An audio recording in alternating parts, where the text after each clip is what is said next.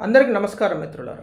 గత 3 రోజులుగా మోడీ గారి స్టేట్మెంట్ పైన గోల్డ్ కొనకండి ఒక సంవత్సరం పాటు అనే స్టేట్మెంట్ పైన అనవసరమైన రాద్ధాంతం చేసే వాళ్ళందరికీ కూడా నా రిక్వెస్ట్ ఏంటంటే దయచేసి దాన్ని లోతుగా అర్థం చేసుకోండి.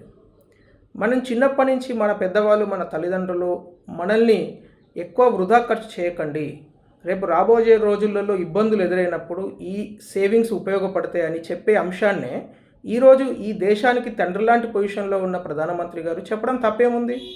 అట్లాగే రెండో విషయము, గోల్డ్ అనేది కేవలం ఇన్వెస్ట్మెంట్గా చూసే విషయం. అదే సిల్వర్ కాపర్ ఇవన్నీకి ఇండస్ట్రియల్ యూసేజెస్ ఉంటాయి.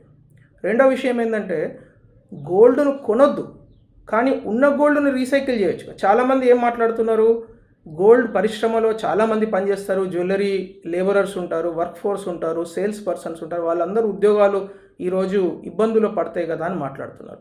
అయితే నా ప్రశ్న ఏంటంటే గోల్డ్ రీసైక్లింగ్ వల్లనే దాదాపు 15 నుంచి 20% జ్యువెలరీస్ నడుస్తాయి.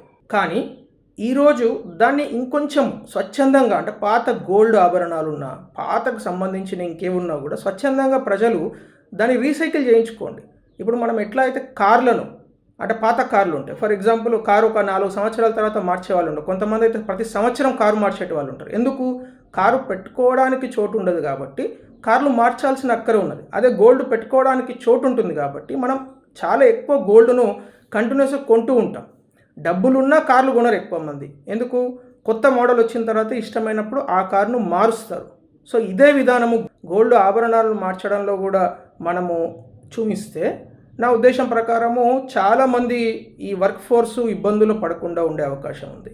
సో దయచేసి మిత్రులారా, మీరందరూ ఒక్కసారి ఈ విషయాన్ని గమనించి, ఒక తల్లిదండ్రులు ఏ విధంగా పిల్లలకు మంచిగా ఉండండి అని చెప్తారో, జాగ్రత్తగా ఉండండి అని చెప్తారో, అదేవిధంగా మోడీ గారు ఈరోజు దేశానికి తండ్రి లాంటి పొజిషన్లో ఉన్న మోడీ గారు మాట్లాడారు. దాన్ని పాజిటివ్గా తీసుకుందాం. నేను ఇప్పటివరకు మాట్లాడిన ప్రతి మహిళ కూడా మోడీ గారి మాటలతో ఇన్స్పైర్ అయ్యి నెక్స్ట్ 1 year అసలే గోల్డ్ కొనం మేము అని నిర్ధారించుకున్నారు.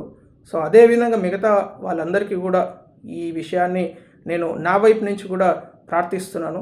ఈ 1 year మనం కొంచెం జాగ్రత్తగా ఉంటే మన దేశాన్ని మనం కాపాడిన వాళ్ళం అవుతాం. జై శ్రీరామ్.